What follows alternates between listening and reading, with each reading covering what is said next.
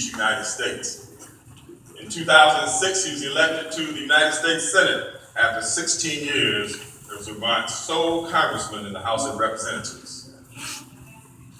He is now serving his second term in the United States Senate after winning re-election in 2012 with 71% of the vote.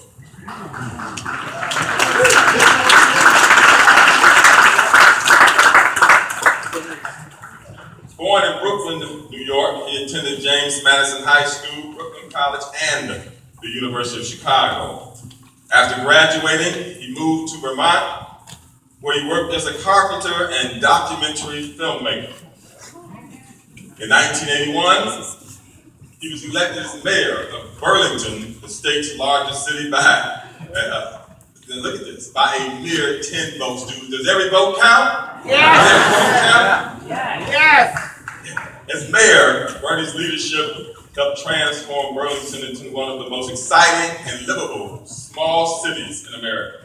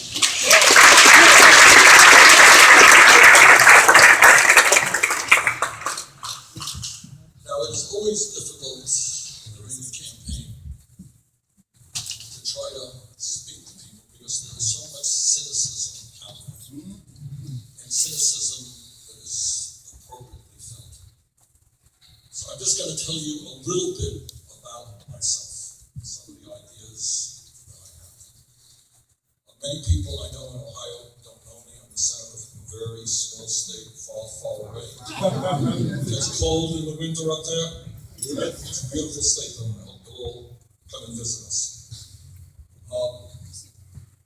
My dad came to this country from Poland at the age of 17 without a nickel in his pocket. Never made any money.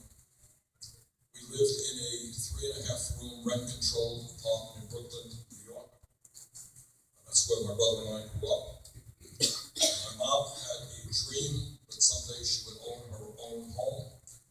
Died young and never achieved that dream. So I've studied economics a lot in my life, college and so forth. But the most important economic lesson I have ever learned was growing up in a family that did not have a lot of money. So I think I have a sense, and that's a lesson, by the way, I have never forgotten. I know that there are millions of families out there today, black, white, and Latino, who are wondering how they're going to feed their kids this week, how they're going to pay their rent, how they're going to keep the lights on, how they're going to put gas in the car to get to work, because if they don't get to work, they're going to lose their jobs. Who can't find decent, affordable childcare, who have struggled their whole lives maybe with the dream of sending their kids to college, but now don't know if they're going to be able to do that. I know about that. It's in my heart. It's what I believed and understood for my whole life. And that's why I am running for president. I know I date myself when I say that. It's what we found. We found that a great liberal university like the University of Chicago, major property owner in Chicago, you know what they were doing in the 1960s?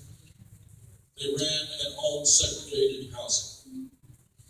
So So what we did is we would send a black couple into a real estate agency owned by the university.